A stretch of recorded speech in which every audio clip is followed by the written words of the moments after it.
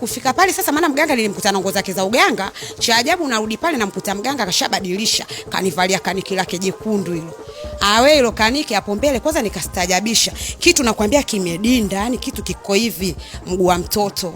Sasa nikashangaa huyu mganga vipi, nilimkuta na nguo sasa kabadilisha kavaa kaniki afu kitu kimedinda hivi. Nikamuuliza kwani vipi? Hayo matatizo yangu ndio yamekimbilia hapo chini au vipi? Akanambia hapana, mimi matatizo yako najua. Kuna dawa ambayo ndio nimeipaka hapa, hiyo dawa natakiwa wewe nikuingize huko.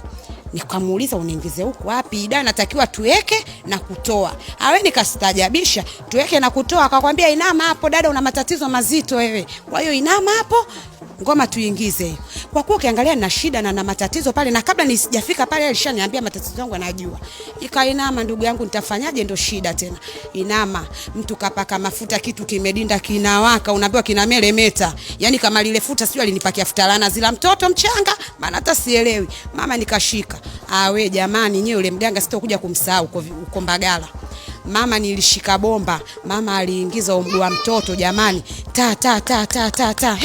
Jamani hata kama ndo matatizo ndio yanaingilia kule. Nikamwambia awe nipishe, maana sijai kuona, japo nimezunguka lakini sio kwa vile. Hata kama ndo sijui alinipakia mkongo, sijui alinipakia nini, sikumuelewa yule mganga.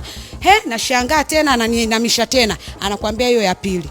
Nilishtuka, kitu tena nikapanda tena pa. Yaani nimekoma na waganga, sirudi tena kwenda kwa waganga. Maana alinifinyia yani figisi siku hiyo. Sikumuelewa kabisa yule mganga. Umekoma? Nimekoma kwenda kwa waganga. Bora shida zangu sasa hivi tu nipige magoti chini. Waganga wengine sio waongo. Matatizo yako yaliisha?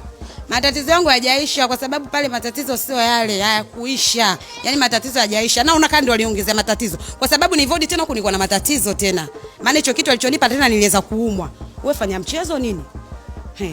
Alinipa vitu vya ajabu sije kuviona. Kiranga kikakuisha? Kiranga kilinisha, kiranga komwe, nilichofuata chengine na kuja kuambulia kitu chengine. Hatari hiyo.